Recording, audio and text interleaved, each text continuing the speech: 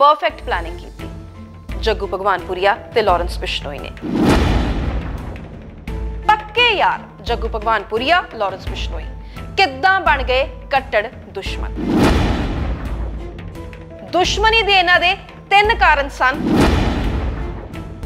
NIA वालों उसके करीबी फड़े जा रहे ने। वो सारा कुछ जड़ा है सूहां जड़ियां वो जग्गू एंड गैंग वालों दित्तियां जा रही ने।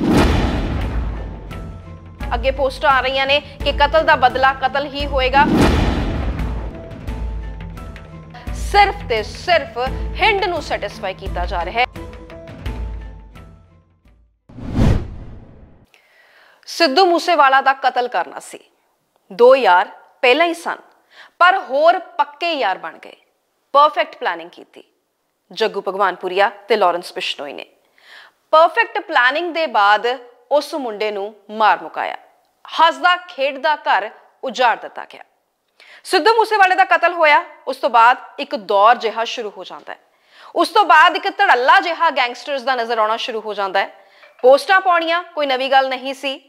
बार बार सामने आना कोई नवी गल नहीं सी। पर जिहड़ी NIA दी जांच रही, जिहड़ा पंजाब सरकार इस बाबत सतर्क रही, इस बाबत जिहड़ा एक्शन सी वो होर भी ज्यादा मजबूत होंदा जा रहा सी, क्योंकि समझ आ रही सी कि गैंगस्टरवाद जिहड़ा है वो अपने पैर पसा रहा है। पर इत्थे सवाल कुछ होर उठते ने। कल जो भी गोइंदवाल जेल दे विच होया, जिस तरह दे नाल 2 लोग उत्थे मरे ने, जिस तरह दे नाल उन्हां चों खून चो रहा सी, ये देख के इदां लगदा है कि हुण अगे दी अगे बिसात विछदी जा रही है। परत दर परत खोलनी जरूरी है ताकि ये सब बंद हो सके। सो अजिहे विच हुण सवाल पक्के यार जग्गू भगवानपुरिया लॉरेंस बिश्नोई किद्दां बन गए कट्टड़ दुश्मन, ये जानना जरूरी है। हालांकि जिहड़ी गल असीं कह रहे हैं, जिहड़ियां गल्लां असीं दस रहे हैं, उन्हां गल्लां दे विच आधार तां नज़र आउंदा है, पर असी बिल्कुल डिटेल्ड डॉक्यूमेंटेड ये गल नहीं कह सकते हैगे। उसका कारण यह है कि की रहा होएगा ये जांच का विषय है। असी सिर्फ संभावनावां ते गल कर सकते हैं। सो दसदे हां कि की कुछ होया हो सकता है उस दरमियान कि दोवें किस तरह दे नाल दुश्मन बन गए।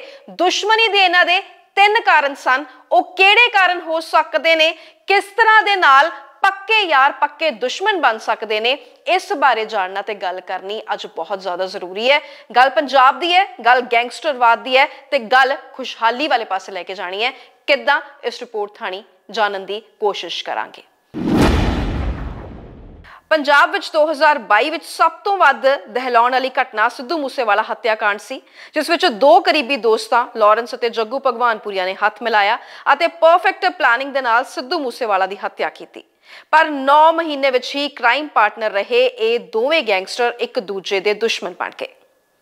ऐतवार नूं इन्हां दोवां दे गुरगियां दी तरनतारन दे गोइंदवाल जेल विच खूनी झड़प हुई। इस घटना विच मनदीप तूफान ते मोना मानसा दी हत्या कर दित्ती गई। लॉरेंस के करीबी गोल्डी बराड़ ने पोस्ट पा के इसकी जिम्मेवारी ली। पर ये दोवें गैंग जो एक दूजे दे हमसाया बन के चले, एक दूजे दे दुश्मन किवें बने, यह वड्डा सवाल है।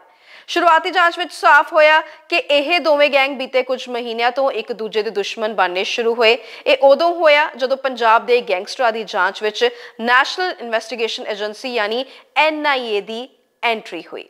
सो ऐतवार नूं तरनतारन दी गोइंदवाल जेल विच बंद जग्गू गैंग दे मोना मानसा, मनदीप तूफान अते कुछ होर मैंबरां ने लॉरेंस गैंग ते धावा बोलिया सी, जिन्हां विच दोवां ने मनप्रीत भाऊ दे नाल कुੱਟਮਾਰ कीती, जिसका बदला लैण दे लई ही लॉरेंस गैंग ने प्लानिंग की सी।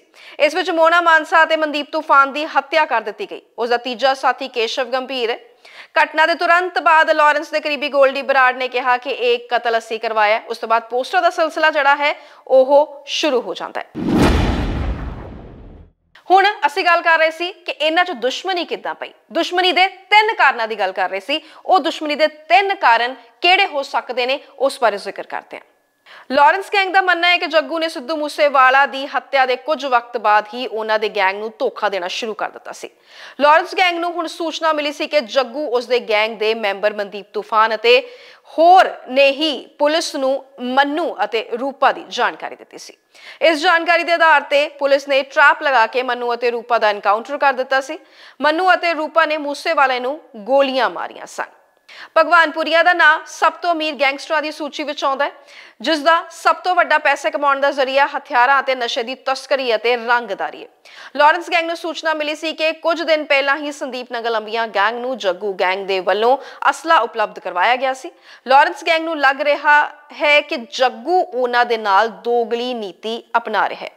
ਇਹਨਾਂ ਸਭ ਦੇ ਵਿੱਚ NIA ਦੀ ਵੀ ਐਂਟਰੀ ਹੋ ਗਈ। ਦਸੰਬਰ 2022 ਨੂੰ NIA ਨੇ ਲਾਰੈਂਸ ਨੂੰ 10 ਦਿਨ ਅਤੇ ਫਿਰ ਜਨਵਰੀ 2023 ਨੂੰ ਜੱਗੂ ਭਗਵਾਨਪੁਰੀਆ ਨੂੰ ਰਿਮਾਂਡ ਤੇ ਲਿਆ।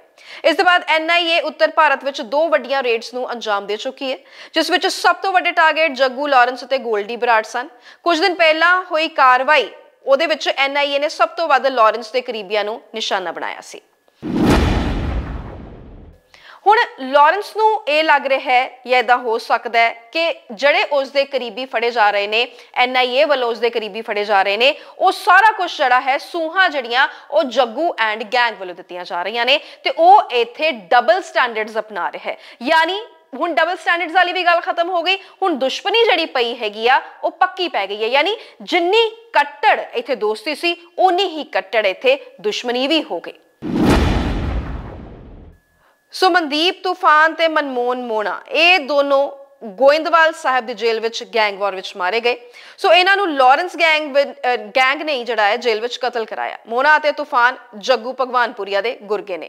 ਸੋ ਇਹੀ ਲੱਗਣਾ ਸ਼ੁਰੂ ਹੋ ਗਿਆ ਕਿ ਇਹੀ ਸਾਰਾ ਕੁਝ ਜਿਹੜਾ ਹੈ ਉਹ ਕਰਵਾ ਰਿਹਾ ਹੈਗਾ। ਪੰਜਾਬੀ ਸਿੰਗਰ ਸਿੱਧੂ ਮੂਸੇਵਾਲਾ ਕੇਸ ਵਿੱਚ ਸ਼ਾਮਲ 2 ਬਦਮਾਸ਼ ਜੇਲ੍ਹ ਗੈਂਗ ਵਾਰ ਵਿੱਚ ਜਦੋਂ ਮਾਰੇ ਜਾਂਦੇ ਨੇ, ਉਸ ਤੋਂ ਬਾਅਦ ਸਥਿਤੀ ਜਿਹੜੀ ਹੈ ਹੋਰ ਵੀ ਜ਼ਿਆਦਾ ਖਤਰਨਾਕ ਹੋਣੀ ਸ਼ੁਰੂ ਹੋ ਜਾਂਦੀ ਹੈ, ਕਿਉਂਕਿ ਲਾਰੈਂਸ ਨੂੰ ਇਹ ਲੱਗਿਆ ਕਿ ਜੱਗੂ ਭਗਵਾਨਪੁਰੀਏ ਨੇ ਯਾਰ ਮਾਰ ਕੀਤੀ ਤੇ ਹੁਣ ਜਿਹੜੇ ਰੀਸੈਂਟ ਛਾਪੇ ਵੀ ਪੈ ਰਹੇ ਨੇ ਉਹ ਸਿਰਫ ਤੇ ਸਿਰਫ ਜੱਗੂ ਭਗਵਾਨਪੁਰੀਆ ਦੀ ਸੂਹ ਤੇ ਉਹਦੇ ਗੈਂਗ ਦੀਆਂ ਸੂਹਾਂ ਤੇ ਹੋ ਰਹੇ ਨੇ। ਸੋ ਇਹ ਸੂਹਾਂ ਦੇਣ ਦੇ ਕਰਕੇ ਉਧਰ ਰੂਪੇ ਕਰਕੇ ਜਿਹੜੇ ਮਾਰੇ ਗਏ ਸੀਗੇ, 2 ਲੋਕ ਮਾਰੇ ਗਏ ਸੀ, ਉਹਨਾਂ ਕਰਕੇ, ਉਹਨਾਂ ਦੀਆਂ ਸੂਹਾਂ ਦੇਣ ਕਰਕੇ ਲੱਗਦਾ ਲਾਰੈਂਸ ਨੂੰ ਇਹ ਹੈ ਜਾਂ ਨਹੀਂ ਹੈ ਇਹ ਅਸੀਂ ਨਹੀਂ ਜਾਣਦੇ। ਇਹ ਅੰਡਰ ਕੰਸੀਡਰੇਸ਼ਨ ਹੈ, ਇਹ ਪੁਲਿਸ ਇਨਵੈਸਟੀਗੇਸ਼ਨ ਦਾ ਵਿਸ਼ਾ ਹੈਗਾ। ਵੱਖ-ਵੱਖ ਏਜੰਸੀਆਂ ਇਸ ਤੇ ਜਾਂਚ ਕਰ ਰਹੀਆਂ ਨੇ, ਪਰ ਅਸੀਂ ਇੰਨਾ ਜ਼ਰੂਰ ਮੰਨਦੇ ਹਾਂ ਤੇ ਇੰਨਾ ਜ਼ਰੂਰ ਕਹਿ ਰਹੇ ਹਾਂ ਕਿ ਜੋ ਵੀ ਕੁਝ ਇਹ ਹੋ ਰਿਹਾ ਹੈ, ਇਹ ਅੱਗੇ ਪੋਸਟਾਂ ਆ ਰਹੀਆਂ ਨੇ ਕਿ ਮੈਂ ਇਹ ਤਾਂ ਇਹਦੀਆਂ ਜੁੱਤੀਆਂ ਵੀ ਨਹੀਂ ਚੱਟਦਾ, ਅੱਗੇ ਪੋਸਟਾਂ ਆ ਰਹੀਆਂ ਨੇ ਕਿ ਕਤਲ ਦਾ ਬਦਲਾ ਕਤਲ ਹੀ ਹੋਏਗਾ।